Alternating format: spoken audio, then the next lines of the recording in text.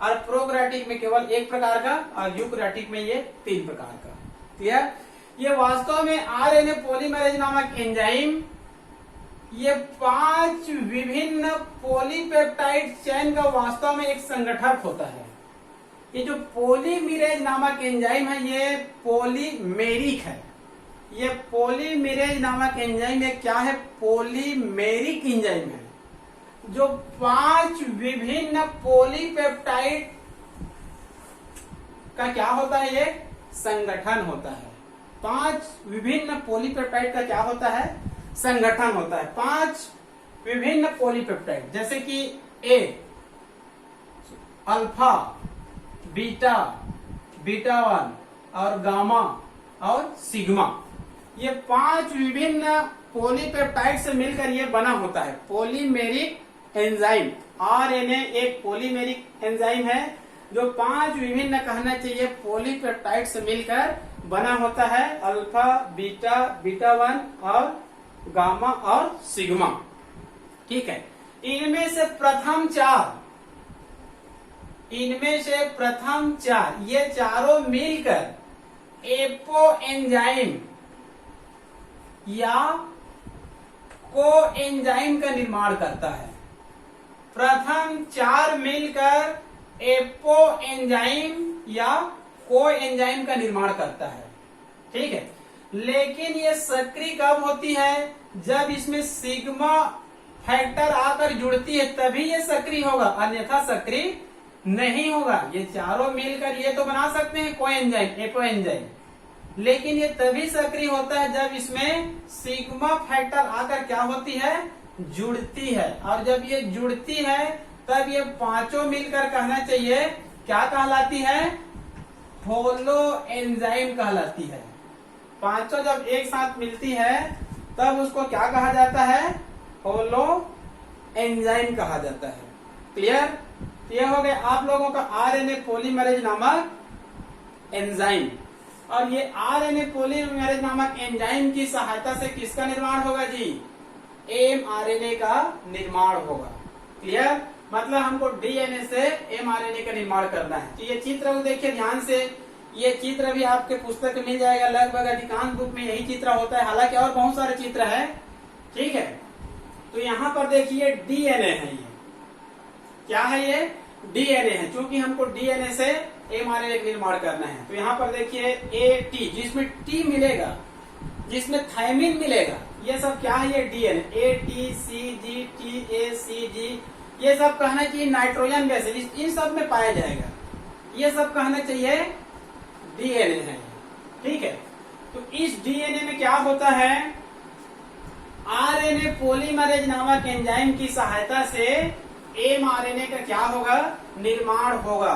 तो ट्रांसक्रिप्शन क्रिया के समय जब डीएनए का क्या होगा? टेम्पलेट का निर्माण होगा। दूसरी चरण में डीएनए का रेप्लिकेशन होगा, एक स्ट्रैंड से 2 स्ट्रैंड बनेंगे, तो उन्हीं के स्ट्रैंड में आरएनए पॉलीमरेज नामक एंजाइम की सहायता से इनका एक चेन क्या हो जाएगा?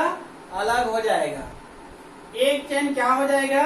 अलग हो जाएगा। और अलग होने के बाद कोशिका द्रव्य के अंदर इसमें क्या पाई जाती है? ये सब पदार्थ पाए जाते हैं। तो इसमें आकर क्या जुड़ जाती है? यूरासिल जुड़ जाएगा। तो जैसे इसमें यूरासिल जुड़ेगा ये डीएनए नहीं कहलाएगा, बल्कि क्या कहलाएगा? ये एमआरएनए कहलाएगा। क्लियर? तो कुल मिलाकर आरएनए पॉलीमरेज नामक एंजाइम की सहायता से किसका निर्माण होगा? एमआरएनए का निर्माण होगा। आपके पुस्तक में यह लिखा गया है एमआरएनए के निर्माण के समय, एमआरएनए के निर्माण के समय जो डीएनए का टेम्पलेट होता है, जो जस्ट दूसरे पॉइंट में कहना चाहिए डीएनए का टेम्पलेट बना है, डीएनए टेम्पलेट के इनिशिएशन पॉइंट में, मतलब समारंभन बिंदु में जो डीएनए का टेम्पलेट बनता है उनका समारंभन बिंदु रिकॉग्निशन साइट में जो एपो एंजाइम होता है या जो को एंजाइम होता है, ये आरएनए का ही एंजाइम है। आरएनए पॉलीमरेज नामक एंजाइम का को एंजाइम आकर क्या हो जाती है? जुड़ जाती है। एमआरएनए चेन के निर्माण के समय सबसे पहले आरएनए पॉलीमरेज नामक एंजाइम का को एंजाइम डीएनए टेम्पलेट के रिकॉग्निशन साइट समारंभन बिंदु में क्या हो जाती है, जुड़ जाती है। अब ये जैसे जुड़ती है इसमें सिग्मा फैक्टर भी आकर क्या हो जाती है, जुड़ जाती है और किसका निर्माण कर देगा, होलो एंजाइम का निर्माण हो जाएगा। तो ये होलो एंजाइम का निर्माण कहां पर हुआ है, अभी डीएनए के रिकॉग्निशन साइट में हुआ है, समारंभन बिंदु में हुआ है। उसके बाद जीव द्रव्य मतलब प्रोटोप्लाज्मा साइटोप्लाज्मा में पाए जाने वाले राइबोन्यूक्लियोटाइड इस समारंभ बिंदु की ओर आती जाती है और क्या होती जाती है, जुड़ती जाती है। क्लियर। डीएनए के जो टेम्पलेट बना हुआ है उसमें पहले ये आकर जुड़ेगा मतलब कोएंजाइम, फिर सिग्मा फैक्टर आकर जुड़ेगा, फिर ये होलो एंजाइम बन गया। ठीक है। होलो एंजाइम के बनने के बाद जो जीव द्रव्य में पाए जाने वाले जो राइबोन्यूक्लियोटाइड होते हैं, डीऑक्सीराइबोन्यूक्लियोटाइड नहीं, जो राइबोन्यूक्लियोटाइड होते हैं वो डीएनए टेम्पलेट के समारंभ बिंदु पर आकर क्या होती जाती है, जुड़ती जाती है। तो चूंकि राइबोन्यूक्लियोटाइड आकर जुड़ती है तो इसमें क्या पाया जाएगा, यू पाया जाएगा। और जैसे ही इसमें यू है और यहाँ पर एक स्ट्रैंड बना सिंगल, तो ये क्या कहलाएगा, ये एमआरएनए कहलाएगा। उसके बाद क्या होता है, जो आरएनए पॉलीमरेज नामक एंजाइम का जो होलो एंजाइम होता है धीरे धीरे इसमें क्या होती जाती है, सरकती जाती है। धीरे धीरे क्या होती जाती है, सरकती जाती है, मतलब अलग होना क्या हो जाएगा, प्रारंभ हो जाएगा। तो इस प्रकार से आरएनए पॉलीमरेज नामक एंजाइम की सहायता से किसका निर्माण होगा, एमआरएनए का निर्माण होगा। क्लियर। उसके बाद चौथा पॉइंट में जो तीसरे पॉइंट में जो एमआरएनए का निर्माण हुआ है वो क्या हो जाएगा, अलग हो जाएगा। सेपरेशन मतलब अलग हो जाएगा, सेपरेट रूप में। ठीक है। तो कई बार क्या होता है, जब ये एमआरएनए का कहना चाहिए सेपरेशन होता है, अलग होता है, तो जैसे प्रोकैरियोटिक यूकैरियोटिक में अलग अलग हो सकता है। मान लो कभी कभार क्या होता है, इस एमआरएनए चैन का निर्माण होगा, तो मान लो कहना चाहिए एमआरएनए चैन के निर्माण में मान लो सिंगल जीन भाग लेता है या फिर एक से अधिक जीन इसमें निर्माण में भाग लेता है। मान लो एमआरएनए चैन का तो निर्माण हो रहा है, तो कुछ पुस्तकों में लिखा रहता है, मान लो एमआरएनए चैन का निर्माण हो रहा है या फिर एमआरएनए चैन उसके बाद क्या हो रहा है, अलग हो रहा है। ठीक है। तो इस एमआरएनए चैन का निर्माण कई बार केवल एक जीन द्वारा होता है। यदि एक जीन द्वारा होता है तब उसको मोनोसिस्ट्रोनिक कहा जाता है। यदि एक से अधिक जीनों द्वारा इसका निर्माण होता है तब उसको पॉलीसिस्ट्रोनिक कहा जाता है। और मोनोसिस्ट्रोनिक यूकैरियोटिक कोशिका में होती है और पॉलीसिस्ट्रोनिक प्रोकैरियोटिक कोशिका में होती है। इसको मैं आप लोग को एमआरएनए में बताया था हेटेरोजेनिसिटी करके, मोनोसिस्ट्रोनिक और पॉलीसिस्ट्रोनिक। सिस्टान की संख्या 1 मोनोसिस्ट्रोनिक में और पॉलीसिस्ट्रोनिक में सिस्टान की संख्या 1 से अधिक। तो मोनोसिस्ट्रोनिक किसमें होता है, यूकैरियोटिक में, और पॉलीसिस्ट्रोनिक किसमें होता है, प्रोकैरियोटिक में। मतलब एमआरएनए चैन का निर्माण एक जीन से होगा तो मोनोसिस्ट्रोनिक और एक से अधिक से होगा तो पॉलीसिस्ट्रोनिक। और पॉलीसिस्ट्रोनिक किसमें पाई जाती है, प्रोकैरियोटिक में, और मोनोसिस्ट्रोनिक किसमें पाई जाती है, यूकैरियोटिक में। क्लियर। उसके बाद कहना चाहिए पांचवें पॉइंट में क्या होगा, लगभग ट्रांसक्रिप्शन खत्म हो जाएगा। तो ट्रांसक्रिप्शन के बाद ये जो एमआरएनए चैन बना हुआ है इसमें क्या होगा, चेंजेज होगा। क्या होगा, इसमें चेंजेज होगा। तो कई बार क्या कहा जाता है, जैसे यहां पर अभी एमआरएनए बना हुआ है,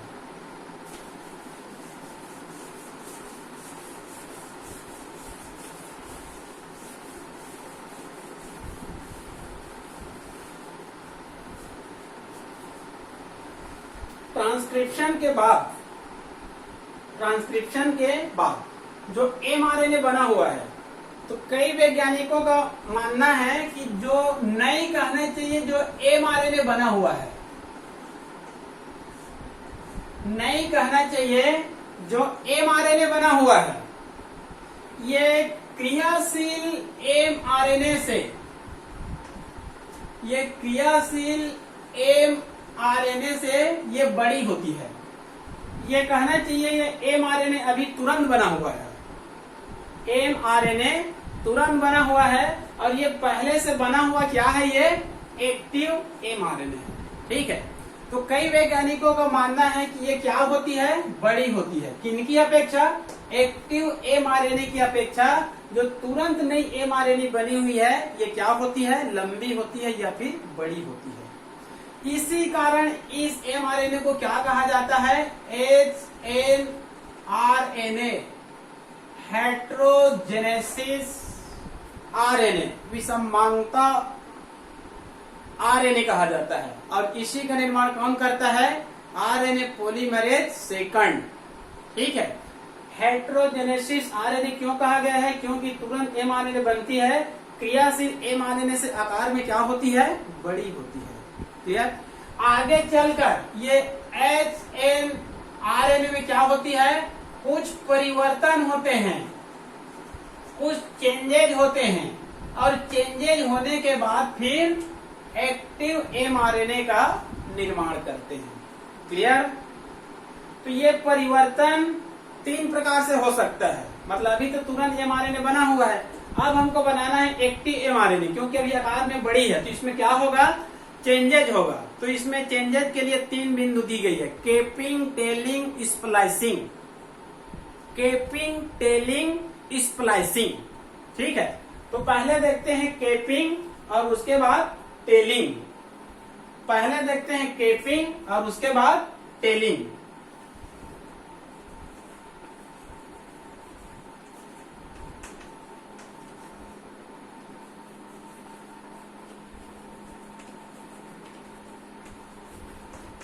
केपिंग टेलिंग का अर्थ समझ जाइए, जैसे कि आप लोगों को मैं बताया था mRNA। ठीक है, mRNA का आप लोग को मैं संरचना बताया था, तो इस प्रकार से एक संरचना बताया था।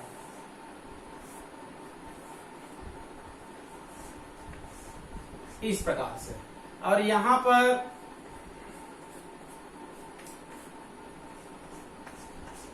mRNA का स्ट्रक्चर इस प्रकार से बताया था, और यहां को मैं लिख दिया था केप, और यहां पर मैं लिखा था पॉली ए सीक्वेंस।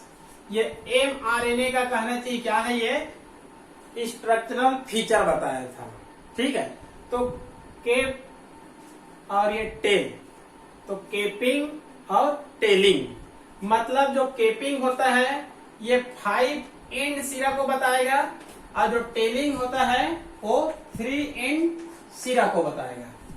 ठीक है जी, ये mRNA है, ये क्या है, ये mRNA है। ये इस सिरा को हम लोग बोलेंगे केपिंग, और इस सिरा को क्या बोलेंगे हम लोग, टेलिंग। आ रहे हैं ना समझ में, अग्रभाग पश्चभाग, केपिंग, टेलिंग। ठीक है, तो यहां पर परिवर्तन 3 प्रकार से हो सकता है, केपिंग, टेलिंग, स्प्लाइसिंग। तो केपिंग में क्या होता है, इस क्रिया में जो mRNA होती है, इस क्रिया के तहत जो mRNA होती है उसके 5 एंड सिरा पर, mRNA के 5 एंड सिरा पर, मतलब 5 सिरे पर 7 मिथाइलेटेड गवानाइन का एक बहुलक जुड़ती है। मतलब वास्तव में ये केपिंग क्या है, ये गवानाइन से मिलकर बना होता है, मिथाइलेटेड गवानाइन। तो जो केपिंग होता है 7 मिथाइलेटेड गवानाइन का ये क्या होता है, बहुलक होता है, या फिर जो केपिंग भाग होता है, अग्रभाग होता है, यहाँ पर 7 मिथाइलेटेड गवानाइन आकर क्या हो जाती है, जुड़ जाती है। और ये mRNA को क्या प्रदान करता है, स्थायित्व प्रदान करता है। और टेलिंग में क्या होता है, इस सिरे में, मतलब 3 एंड सिरे में एडिनिलिक एसिड बहुत अधिक मात्रा में आकर जुड़ जाती है, तो उसी को कहा जाता है पोली, बहुत अधिक। 3 एंड सिरे में एडिनिलिक एसिड बहुत अधिक संख्या में आकर एक बहुलक के रूप में यहाँ पर जुड़ जाती है, तब इसको कहा जाता है टेलिंग।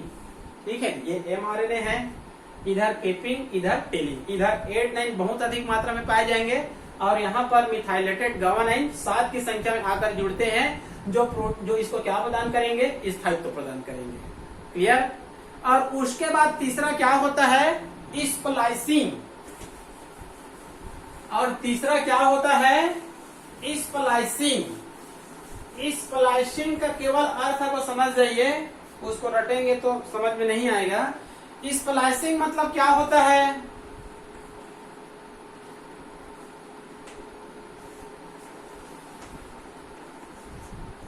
इसमें क्या होगा जी, स्प्लाइसिंग में इसमें क्या होता है, कुछ अतिरिक्त कोडोन बन जाते हैं। इसमें कुछ क्या बन जाते हैं, अतिरिक्त कोडोन, जो अनावश्यक होते हैं। स्प्लाइसिंग के समय क्या होता है, कुछ अतिरिक्त कोडोन बन जाते हैं जो अनावश्यक होते हैं। अतः अनावश्यक कोडोन को निकालना और अच्छे कोडोन को जोड़ना स्प्लाइसिंग कहलाता है। तो इसका मेन अर्थ होता है इंट्रॉनों या इंट्रॉन,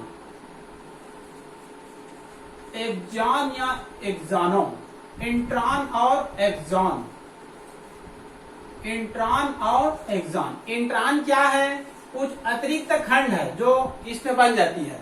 तो स्प्लाइसिंग का शाब्दिक अर्थ होता है अनावश्यक इंट्रॉनों को निकालना, अनावश्यक इंट्रॉनों को निकालना और आवश्यक एक्सॉनों को सुनिश्चित क्रम में जोड़ना, सुनिश्चित क्रम में जोड़ना, ये स्प्लाइसिंग का अर्थ है। स्प्लाइसिंग मतलब अनावश्यक इंट्रॉनों को निकालना और आवश्यक एक्सॉन या एक्सॉनों को सुनिश्चित क्रम में जोड़ना, स्प्लाइसिंग। इसको एक बार पूछा गया था नीट में, क्वेश्चन ये था इंट्रॉनों का निकालना और एक्सॉनों को सुनिश्चित क्रम में जोड़ना क्या कहलाता है, ये स्प्लाइसिंग कहलाता है। ये किसका भाग है, ये पांचवें पॉइंट का भाग है।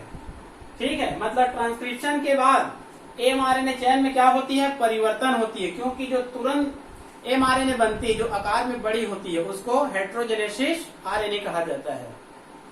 फिर इसमें 3 प्रकार से क्या होता है, परिवर्तन होता है। उसके बाद कहना चाहिए एक्टिव mRNA का निर्माण होता है। ठीक है, तो पहला है कैपिंग, सेकंड है टेलिंग और तीसरा है स्प्लाइसिंग। तो ये क्या हो गया आप लोगों का ट्रांसक्रिप्शन, मतलब डीएनए से mRNA का निर्माण होना। एक शब्द है डीएनए से mRNA का निर्माण होना। ठीक है, लेकिन पहले इन सबको आपको याद करना पड़ेगा। पहले चरण में क्या होगा, राइबोन्यूक्लियोटाइड का एक्टिवेशन, दूसरे चरण में क्या होगा, डीएनए टेम्पलेट का निर्माण, तीसरे चरण में आरएनए पॉलीमरेज से mRNA का निर्माण, चौथे चरण में इसका अलग होना और ट्रांसक्रिप्शन के बाद इसमें परिवर्तन होगा। तो ये हो गया आप लोगों का ट्रांसक्रिप्शन, मतलब डीएनए से mRNA का निर्माण हो गया। ठीक है जी। अब दूसरा पढ़ेंगे हम लोग ट्रांसलेशन। दूसरा पढ़ेंगे ट्रांसलेशन। ट्रांसलेशन में क्या होता है, mRNA से प्रोटीन का निर्माण होना, mRNA से प्रोटीन का निर्माण होना क्या कहलाएगा, ट्रांसलेशन। ठीक है जी। फिर मिलते हैं केवल 1 मिनट बाद में।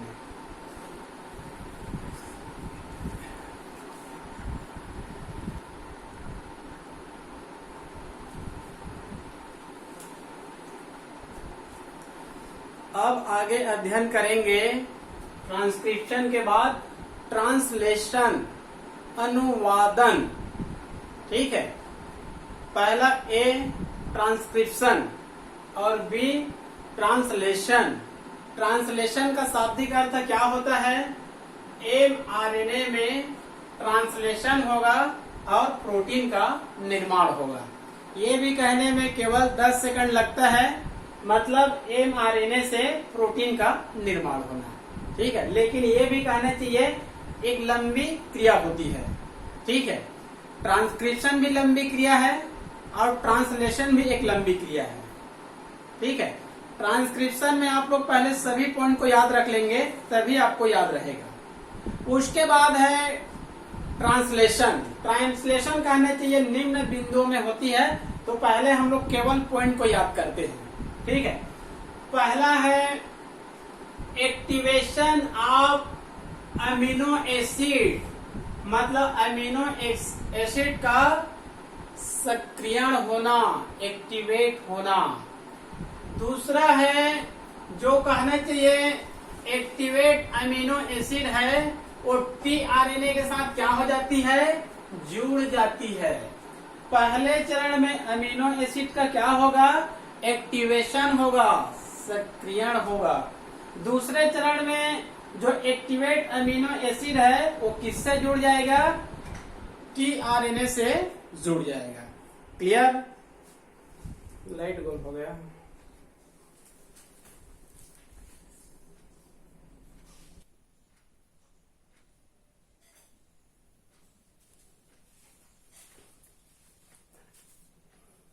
पहले चरण में क्या होगा, अमीनो एसिड का एक्टिवेशन। दूसरे चरण में जो अमीनो एसिड एक्टिवेट हुए हैं वो किनसे जुड़ जाती है, टीआरएनए से जुड़ जाती है। ट्रांसफर आरएनए से क्या हो जाती है, जुड़ जाती है। उसके बाद तीसरे चरण में क्या होगा, पॉलीपेप्टाइड चेन का निर्माण। चौथे पॉइंट में होती है पॉलीपेप्टाइड चेन का इलांगेशन, मतलब दीर्घीकरण। अगले पॉइंट में होगा पॉलीपेप्टाइड चेन का टर्मिनेशन, मतलब समापन। और लास्ट में होगा समापन के बाद जो पॉलीपेप्टाइड चेन होती है, स्वतंत्र पॉलीपेप्टाइड चेन होती है, उसका क्या होता है, मॉडिफिकेशन होता है। ठीक है, तो 6 पॉइंट पहले याद कीजिए आप लोग। कितना पॉइंट याद करना है, 6 पॉइंट। पहले पॉइंट में क्या होता है, activation of amino acid, amino acid का एक्टिवेट होना, सक्रियण होना। दूसरा पॉइंट में याद रख लेना, जो पहले पॉइंट में कहना चाहिए अमीनो एसिड एक्टिव हुई है, वो किससे जुड़ जाती है, टीआरएनए से जुड़ जाती है दूसरे पॉइंट में। तीसरे पॉइंट में याद रखना, तीसरे चौथे पांचवे, तीसरे में याद रख लेना पॉलीपेप्टाइड चेन का इनिशिएशन, मतलब समारंभन, प्रारंभ होना। दूसरे पॉइंट में याद रख लेना उसका इलांगेशन, मतलब दीर्घीकरण होना, बड़ी होना। अगले पॉइंट में याद रख लेना पॉलीपेप्टाइड चेन का टर्मिनेशन, मतलब समापन होना। समापन होने के बाद जो स्वतंत्र पॉलीपेप्टाइड चेन होती है, ये जो स्वतंत्र पॉलीपेप्टाइड चेन होती है, इसका क्या होता है, मॉडिफिकेशन होता है, रूपांतरण होता है। ठीक है, उसके बाद तीसरे चौथे